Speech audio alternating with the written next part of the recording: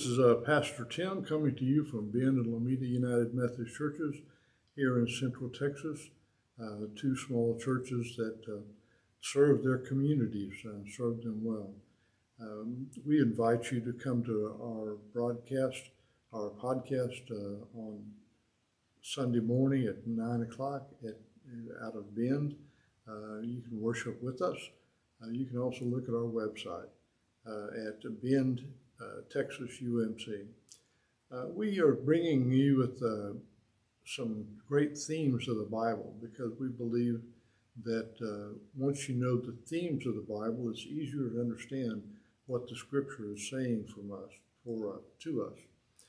So we present the different themes and invite you just in a short period of time to learn something and to think about, stimulate some thinking about these different topics, so that when you go to the Bible, you'll be able to better put it together. Today, we're going to talk about evil. Evil is a hard question because it talks about not only when people do evil, that when they hurt others, like in the mass shootings and the terrorism and the criminal activity that people do to one another.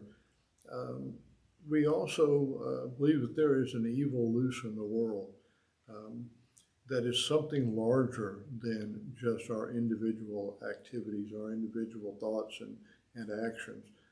That evil's in the world, and we never can't figure out exactly where it comes from.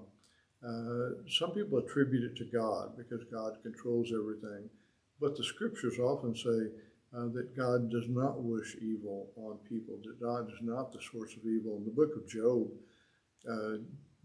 God allowed the evil to happen, not that he causes it, but he allowed it to happen in the great economy of things.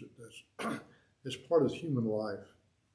So we try to figure out where evil comes from, and we never really come up with a satisfactory answer. But there is evil in the scripture because people do things that are primarily harmful to other human beings. They do terrible things to one another and in a sense violate the will of God because God's will is always for good. And so we try to figure out what is New Testament. It doesn't mention God as being the source of evil, but talks about the source of light and love. And we really can't do away with the bad things that happen to us because that's part of who we are.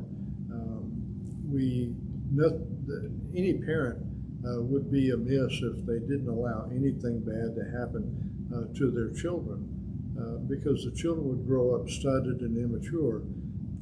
We have to have those experiences so that we can learn to live in life and learn what love is by learning what is not love. And so that's really the nature of evil in the world. It just exists. It's part of our existence. It's part of our life. And we have to learn how to deal with it. We have to learn how to overcome it, have to make use of it, because Paul says that all things can work for good for those who love God. So God can even use our difficult situations. As one radio preacher said, there's no testimony without a test. That's where we have the greatest examples in how we respond to evil, to suffering in the world. So there's not an easy answer, but the Bible wrestles with it frequently. Well, I hope that's helpful.